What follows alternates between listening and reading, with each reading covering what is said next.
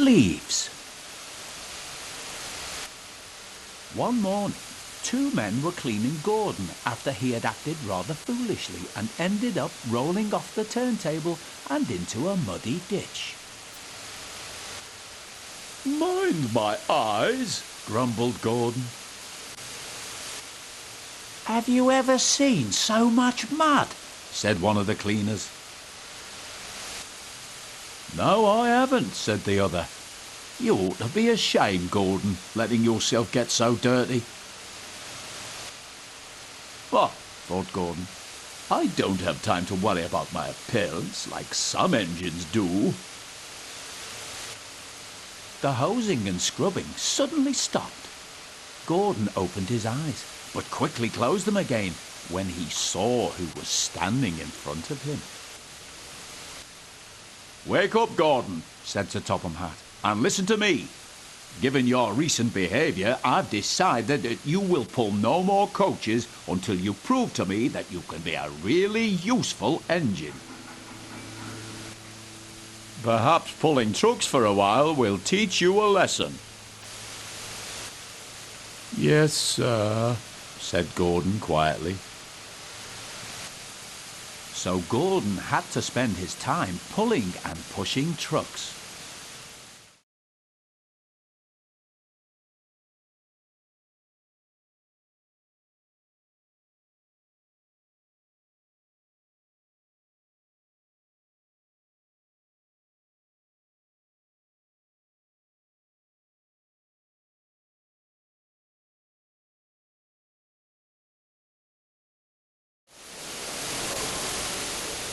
Goods trains," he muttered.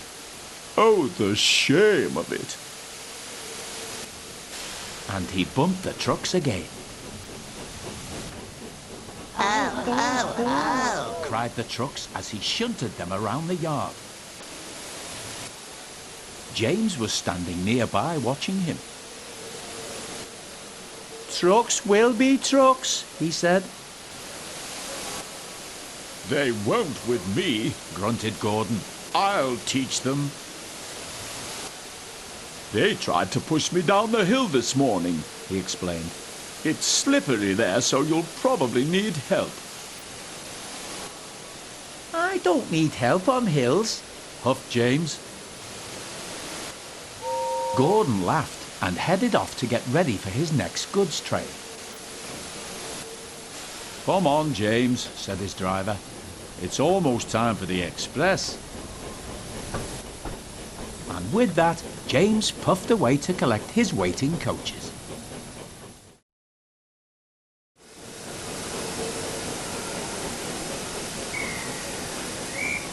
The guard soon blew his whistle and James puffed away. Come on," he puffed to the coaches.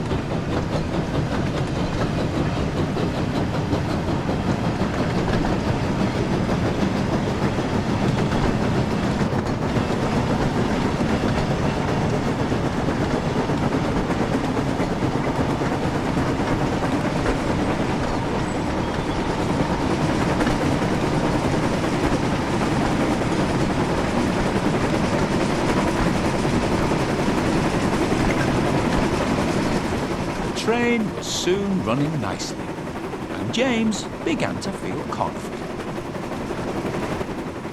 Slippery hills indeed. I don't need help, he puffed.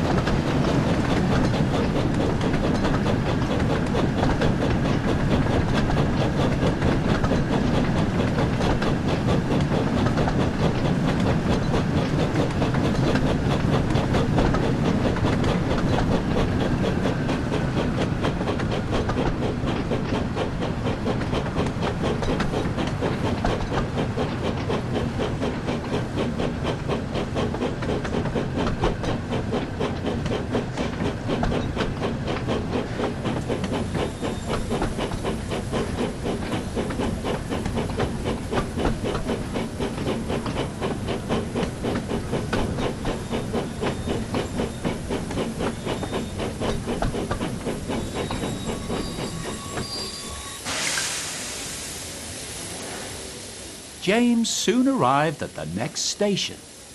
He was feeling very pleased with himself, but he kept thinking about what Gordon had said.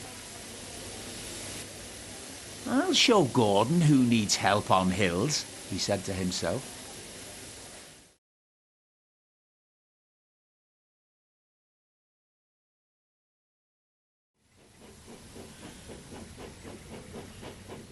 But soon James reached the bottom of the hill.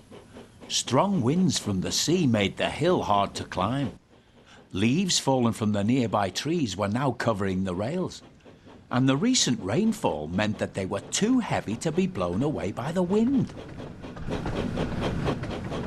I'll do it, he puffed. But his wheels slipped on the leaves. I must do it, he panted. But try as he might, his wheels kept on slipping, and he couldn't pull the train at all. Help! Help! cried James. His wheels were turning forwards, but the heavy coaches pulled him backwards, and soon the whole train started slipping down the hill. James's driver applied the brakes, then going carefully reversed the train back down the hill, and they headed back to the station.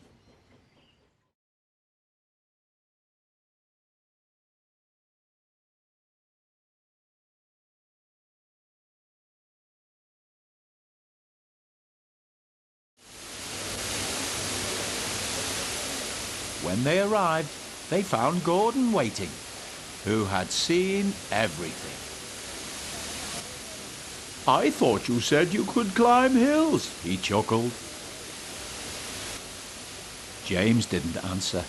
He had no steam left to say anything. "Ah, well, we live and learn," said Gordon. "Never mind, little James. I'm going to push from behind. Whistle when you're ready."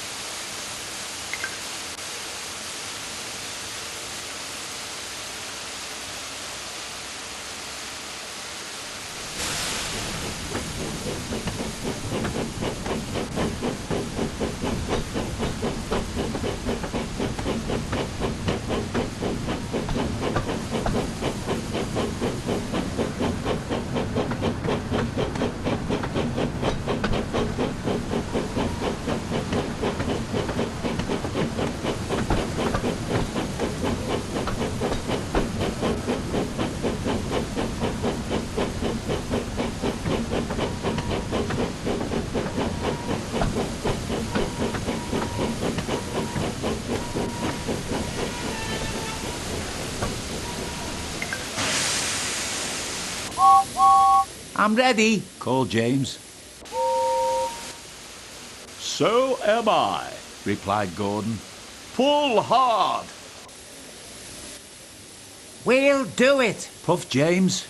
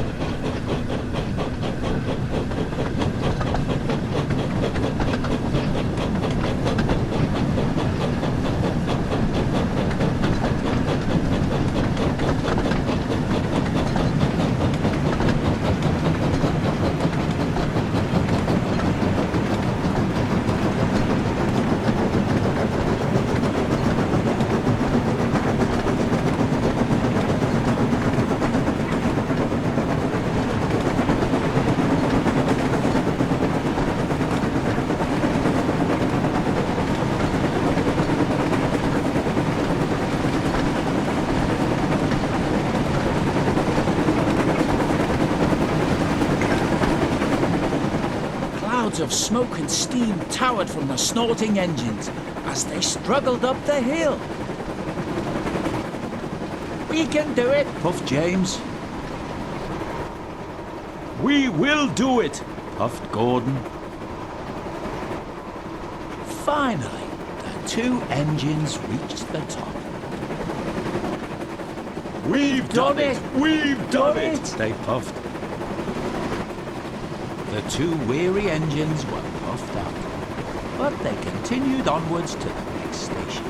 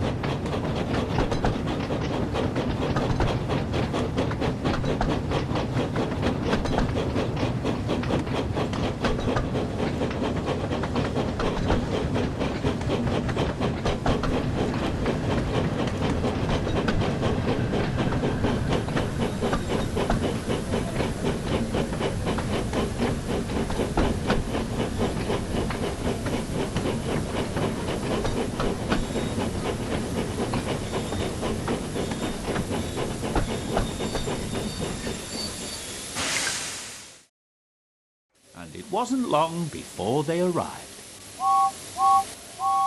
"Thank you, Gordon," whistled James. Gordon whistled goodbye as he watched James puff away. Then slowly he trundled back to his waiting trucks.